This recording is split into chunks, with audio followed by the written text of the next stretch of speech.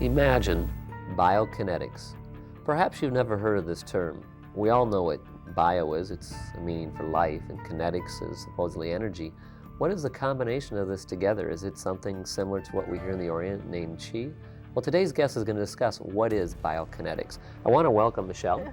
Hi, John. Now, Michelle, I know you and your husband basically originated some of this, I guess I call it technology, technique, whatever, that works on what is called biokinetics, which to me seems like life energy. Perhaps, can you explain a little bit about what biokinetics really is? Yes, biokinetics is a process that we developed, my husband making the significant discoveries. And what biokinetics does is it enhances life, it enhances health on all levels by stimulating energy fields, balancing and harmonizing the energy in the body, and thereby eradicating, if you will, illness and disease. So basically it's an energy balancer. I guess some people would call it our etheric field, and science is now starting to identify that yes, we do have an electromagnetic field around our entire body. That's, I don't know, it depends on what distance. And if I'm correct, this actually deals with that energy field itself. Yes, in part. It works with the nervous system. Mm-hmm. What has been discovered in the past 10 to 15 years by neuroscientists is it used to be thought that the brain generated energy. Mm-hmm. But that is not the case. The brain acts more like a battery. Okay, that's interesting. Yes, we have these specialized cells called neuroreceptors. Mm-hmm. And these neuroreceptors are in our joints, our muscles, and our organs of the senses. And want to know what they do? Yeah, I'm waiting to hear this. Go ahead. Okay, neuroreceptors act like little generators or alternators. Mm-hmm. And what happens is through our movement, into the joints, the neuroreceptors receive that stimulus and they transmit stimulus. They actually convert that into energy and transmit that through the nervous system up into the brain. Now, dependent on how can I say, how few injuries we've had is going to determine the quality of energy that is sent onto the brain. It's like causing breaks within an energy system, whether it's with a telephone wire or electrical wire coming to your home. It sounds like you could have those breaks from injuries, if I'm correct. Exactly. Well, what actually happens is when we sprain a joint or fracture a bone or things like that, what happens is the neuroreceptors are damaged. And their whole function, again, is to receive and transmit energy up into the brain. So if they're damaged, what they send, instead of a normal frequency, they send an abnormal frequency or abnormal energy. Mm-hmm. And that communication goes into the thalamus. Thalamus receives the frequency. Right. And if it's receiving abnormal frequency, what will happen is... It'll put out abnormal. I mean, it's not going to have the right messages, so of course you're not going to have the right responses. Exactly. And the thalamus's function is to receive this energy and it relays it on to various areas in the brain. So if, for instance, it passes it on to the area of learning, then a person will have impaired learning. Or if it passes it on to the area of vital function, our vital function will be impaired. Now that sounds very similar, like what I've heard is the thalamus is basically the master organ in the endocrine system as far as its control, even over the pituitary. It has that function with it, every single, gland having an influence on them. That's right. So we're talking about the head master control. Exactly, exactly. Now Candace Pert talked about some of the research about the neuroreceptors. She found them in the stomach and along the lungs and the heart, all over the place, these neuroreceptors you talked about. And they said when you have gut feelings, that sometimes you can actually have those messages coming up from your stomach. And I thought that kind of parallels what you're talking about, a little bit. The neuroreceptors are throughout our system. Exactly. In our organs, our skin, our joints, everywhere. So when we've had injury of any type, those injuries impact the neuroreceptors. So it isn't just in the joints. Right. The major, about 80 to 90% of the energy that gets into our system comes via the movement of the joints. Oh, now that's interesting. And so if the joint, well, let me put it this way. This is why someone who exercises seems to be healthier, right? Right. Than someone else. This is why couch potatoes, sitting on their behinds and not getting a lot of exercise, pretty soon develop a lot of illness and disease, okay, which they do. Right. And this is why babies, when they've been restrained by, being wrapped up in blankets and not allowed to move a lot. Crawl and stuff. Have problems developing? Yes, developmental problems or even wither and die. It's funny because you mentioned that Glenn Doman did research on babies, and the ones that were encouraged to crawl and he worked with them in a certain manner actually developed higher functioning. Even brain damaged children recovered some of their actually grade level ability to learn, even though they had brain damage. He had a study published in JAMA. So it's fascinating. It was all with movement.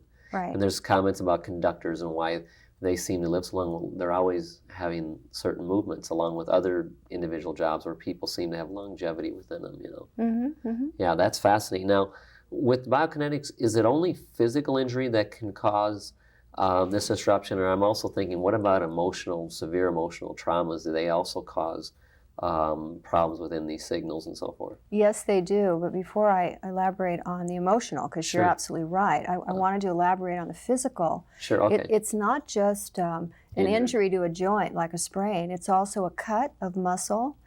It's an immunization, an injection into a muscle. That's a cut of a muscle. Surgical cuts. All of those things also disrupt the frequency of firing of these specialized cells.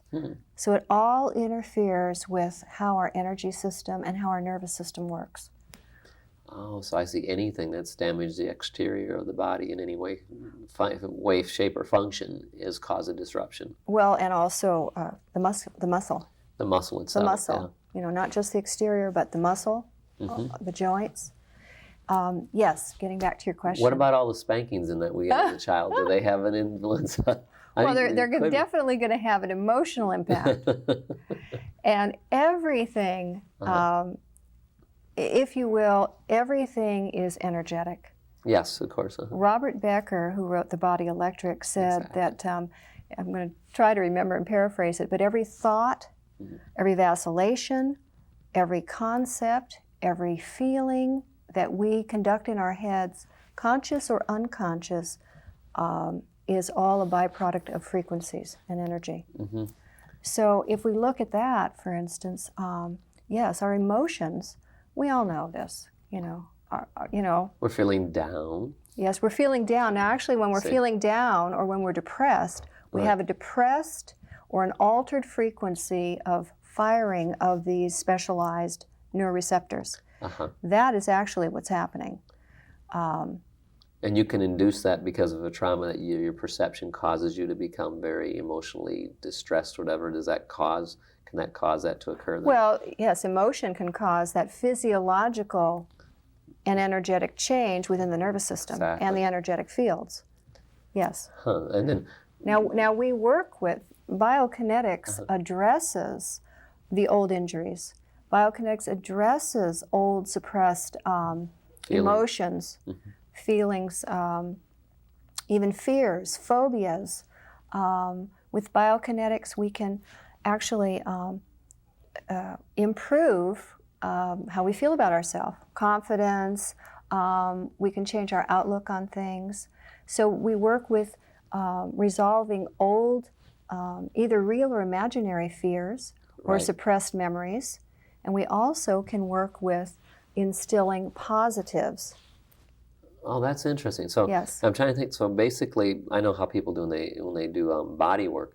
They'll touch certain parts of the body, and a person will have a response. It could be emotional sadness. It could be anger. It could be, I've seen it with myself. People who touch certain parts, and there's something stored there emotionally. And what you're talking about is this biokinetics, or the device you use, is able to maybe balance that out or help to release that, I don't know, how would you phrase it, stored up energy, or what is it? And with biokinetics, what we are doing is actually, there's two parts to the biokinetic process. One is we introduce a stimulus into the thalamic area of the brain, which improves the frequency of firing of the brain, normalizing frequencies, okay, so that the communication back into the body is normal frequencies, and therefore the body will function at a very high level.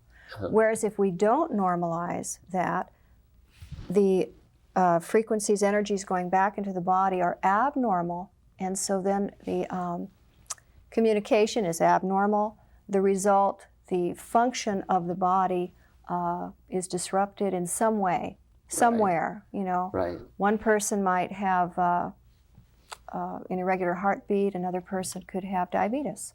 Right. All is a byproduct of the neuroreceptor damage, which sends abnormal frequencies into the brain. Is this what happens probably with improper diet also, that it damages some of these? Because, you know, people become diabetic, so forth. They say the diet has an influence, and I'm wondering, all food is energy. Yes. So isn't it the energy of the food that's causing this disruption? I'm just throwing it out. I just was curious. Well, yes and no. For instance, why do some people have an allergy to wheat and not other people? That's a good question. Okay. Well, it isn't the wheat, I can assure you.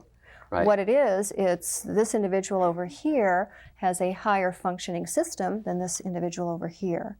Many times these allergies are a byproduct of malfunctioning organs. That's true. So what we do with biokinetics is we improve the function of the organs, all systems of the body. Biokinetics works on all of it, because the bottom line is, what is health? Health is, according to Gray's Anatomy, health is when all cells and tissue of the body are receiving the proper energy. Makes sense. Okay, that's what health is. Sure. Energy, we think of it, comes from the oxygen in the food, which burns the oxygen and provides. Right. That's what our concept is, but the actual energy goes beyond that. You know, we're talking about, I mean, there's people that say that just from the sun itself we receive quite a bit of energy we're just not aware of, you know. Well, that's true. Earlier, remember I said that about 90% of the stimulation into the system comes via the movement through the joints? Exactly. Well, the other 10% or so comes through our senses: sight, sound, taste, and touch. And to much lesser degree. So, for instance, light brings a stimulus, like you just said, Right, exactly. into the body. Smell. This is why aromatherapy works, exactly.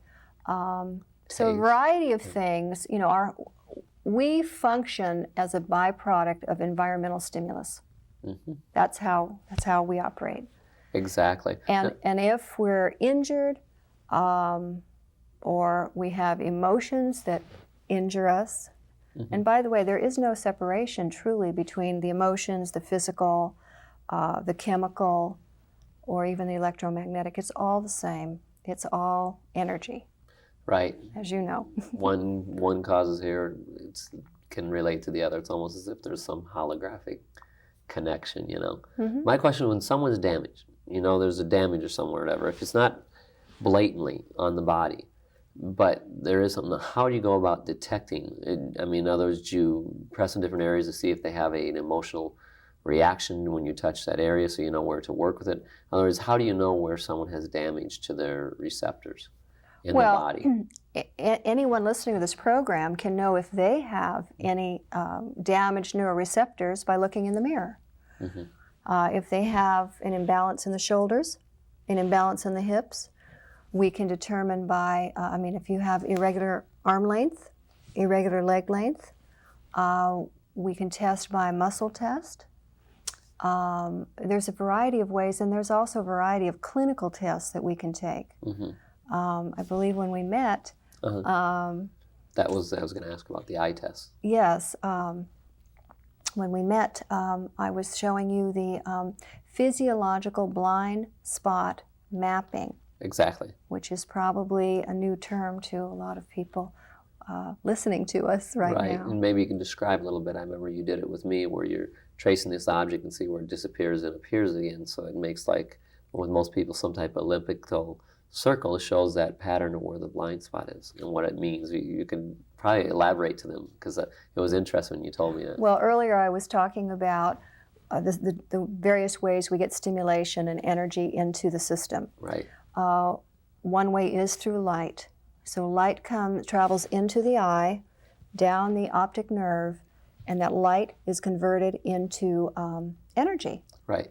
And it then, that energy is fed into the thalamus. Now the thalamus, whatever it receives, which is energy, input from a variety of ways, it then passes that energy on to the areas of the brain, which instruct the brain this area to function, again, learning or muscle movement, et cetera, et cetera. But what we're doing is we're able to measure, get a window into how is a thalamus functioning by measuring what are called blind spots of the eyes. See.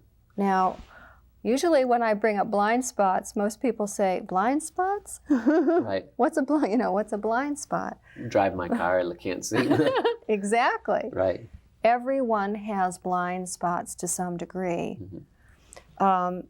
The ideal, if you will, measurement of a blind spot would be the size of quarters, symmetrical, equal distance from the center. Actually, You got a diagram. well, I've brought a couple of goodies here. I don't know how well this will show up. I can hold it for you. You can talk. But let me just give you an example, okay? Okay. All right. What you're looking at there is the pink were the blind spots mapped on a doctor at one of our recent training classes for doctors. And this was before he received the biokinetics process. We then have a clinic where the doctors work on each other with biokinetics. Right. The green was his blind spots, and you can see the reduction in size after he was worked on, if you will, both with physical, emotional, chemical, and the electromagnetic components of biokinetics, which are the 4 components. Right. Now, we then had a self-care clinic for the doctors where he worked on himself. Okay. And the blue, you'll notice, Is fine. is the final after he worked on himself, and those are almost perfect. They're symmetrical, equal distance from the center, and just about the size of quarters. That's amazing. Now, we began Looks like Dumbo's teaching ears. biokinetics about five and a half years ago to doctors all over the world. We have practitioners utilizing biokinetics on patients all over the world at this point. And soon after we began training the doctors how to take care of patients, we introduced a self-care component in our classes where we taught them how to work on themselves. Now that's good. And we saw such wonderful results on what they could achieve on their own health that we then thought, wonder if the public can do this. Oh, that's good. Now my husband, Dr. Lawrence Newsome, is the true founder. We're co-founders of the process, but he made the significant discoveries and created the protocols which became biokinetics. Now, how long does it take to treat yourself, I guess, in general? I mean, how long is it going to take you to go through this to start making recoveries and so forth? Well, the neat thing is, once we clear up, if you will, the area of injury, it's resolved. Okay, so in the very beginning, when you first learn how to do this, you're going to be asked to do the process in the morning and in the evening. That'll just go on for a couple of weeks, and 10-15 minutes. Okay, that's about what it takes.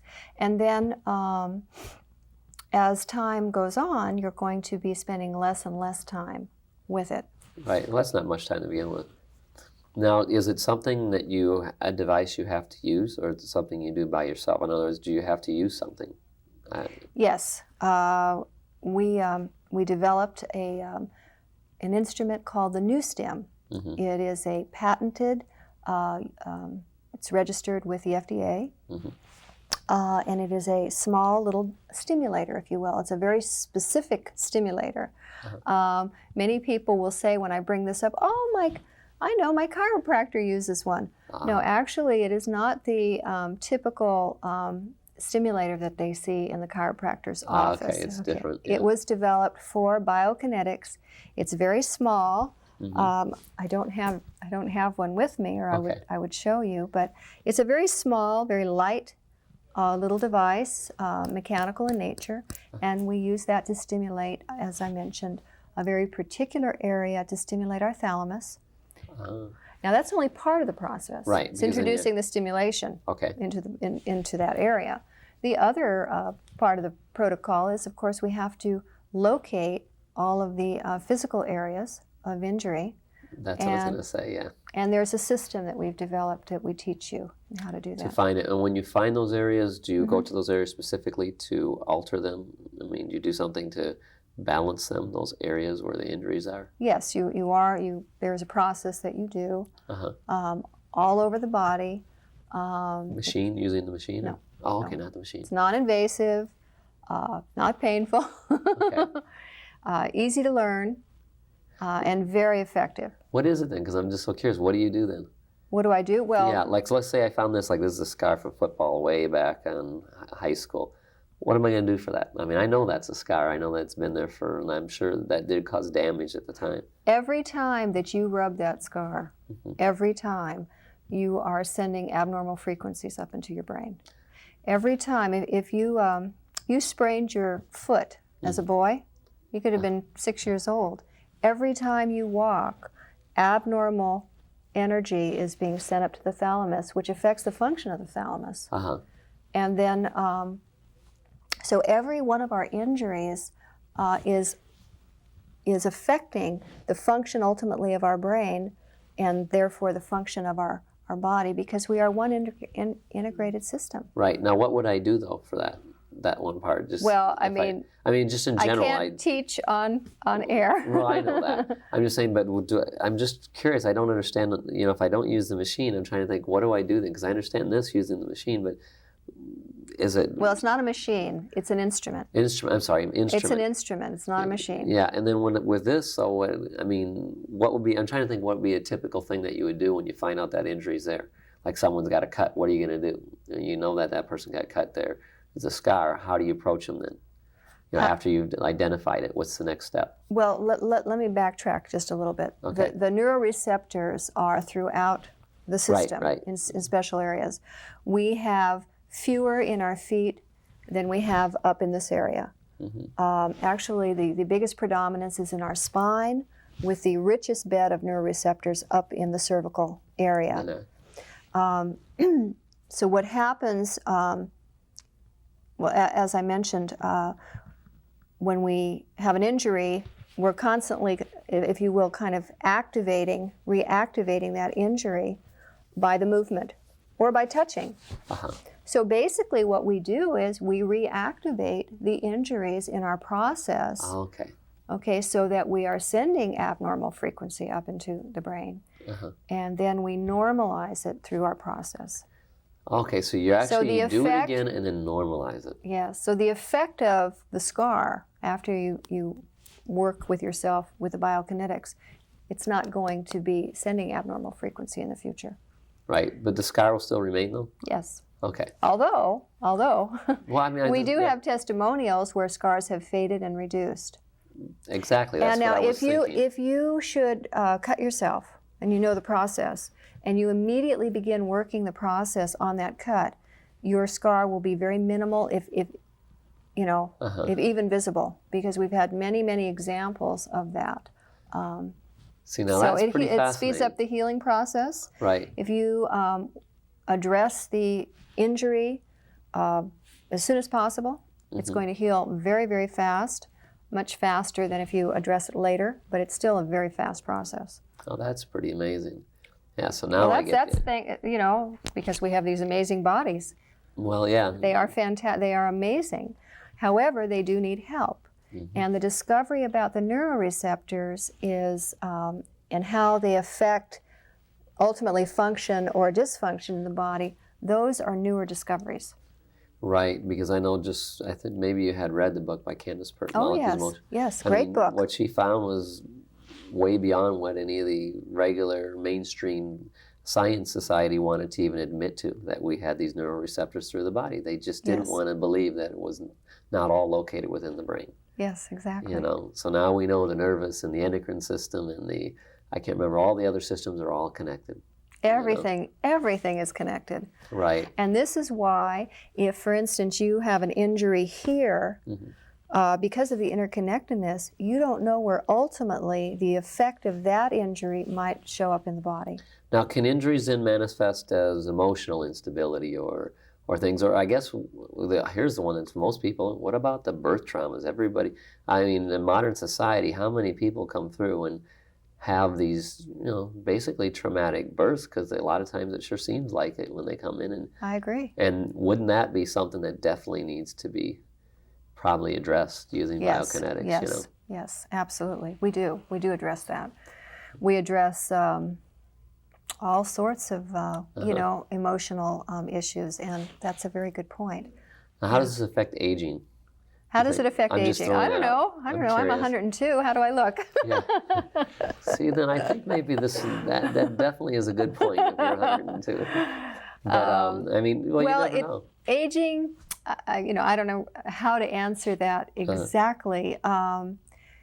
It improves our vitality, which improves the quality of our life. Right. And I like to think that with biokinetics, I will easily double my lifespan. I mean, from now. What I'm saying is, I expect to have a high quality of life into old age, if you will, right. Because of biokinetics. It gives more energy. We're able to, survival is about adapting. And the body can only adapt within its ability to function well. The society or the environment that we live in today, there's so many things that are, harmful. Electromagnetic waves, chemicals. Pesticides, throughout the air, all the different environmental hazards that we live amongst, and we can't really get away from them. Exactly. So what we can do is balance our system so that it's operating at a higher level of function so that it can adapt. Now, we actually, with biokinetics, people are able to balance their system to the man-made electromagnetic frequencies. I'm sorry to cut you off, but you know what? Our time went by so quickly, Michelle, that we're done. This is Imagine Biokinetics. Take the time to do your own research and find out how this will affect and change your life. Thank you. This has been Imagine. Thanks, man.